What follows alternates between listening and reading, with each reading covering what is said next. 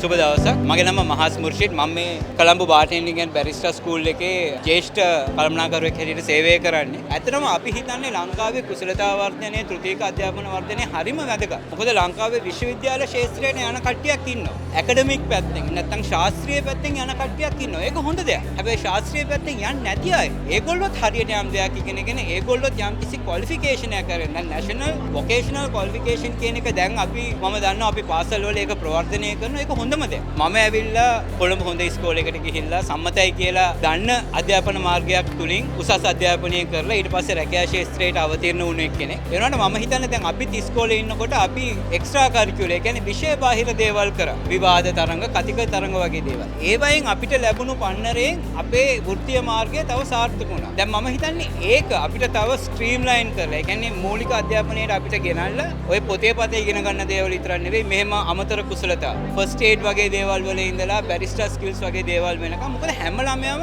එකම කොටුවකට රාමු වෙන්නේ නැහැ. මම දැකලා තියෙනවා පරණ කාටුන් එක මාළුවෙක් ඉන්නවා, අලියෙක් ඉන්නවා, නයෙක් ඉන්නවා, කුරුල්ලෙක් ඉන්නවා. ඒගොල්ලෝ හතර දෙනාටම කියනවා මුලින්ම ගහ උඩට යන එක්කෙනා තමයි දිනුම් කියන්නේ. ඒතකොට මාළුවට ගහ උඩට යන්න බෑ. හැබැයි ඒ කියන්නේ මාළුවට පීනන්න බෑ කියන එකද නැහැ. මාළුවට තියෙනවා වෙන පාර. අන්න ඒ වෙනස් පාර තියෙන එක්කෙනාට පාර හදලා දෙන එක අපිට අපේ අධ්‍යාපන ක්‍රමයෙන්ම හදලා දෙන්න පුළුවන් නම් එතකොට මම හිතන්නේ අපි ගොඩක් අය සාර්ථකයි. නැත්නම් අපි රාමු වෙලා ඉන්න කොටුවේ ඔයා ඒ තුනක් ගත්තා, ඔයා B සමර්ථ පහක් ගත්තා, ඔයා හරි අනිත් එක්කෙනා වැඩක් නැහැ කියලා වෙන කුසලතා තියෙන ළමයිව අයින් වෙනවා. එහෙම කරන්නේ නැතුව වැඩ පුළුවන් නම් ඒ පැත්තෙන් යන්න, කාර්මික ශිල්පේ පුළුවන් නම් ඒ පැත්තෙන් යන්න, ආහාර සත්කාරක සේවය ඕනම පැත්තකින් යන්න අපි පාසල් කාලය තුලම ළමයින්ට පන්නරේ දෙනවා නම් මම හිතන්නේ අපි රටක් හැටියට ඉදිරියට යන එක ටක් ගාලා වෙයි කියන තමයි මගේ විශ්වාසය.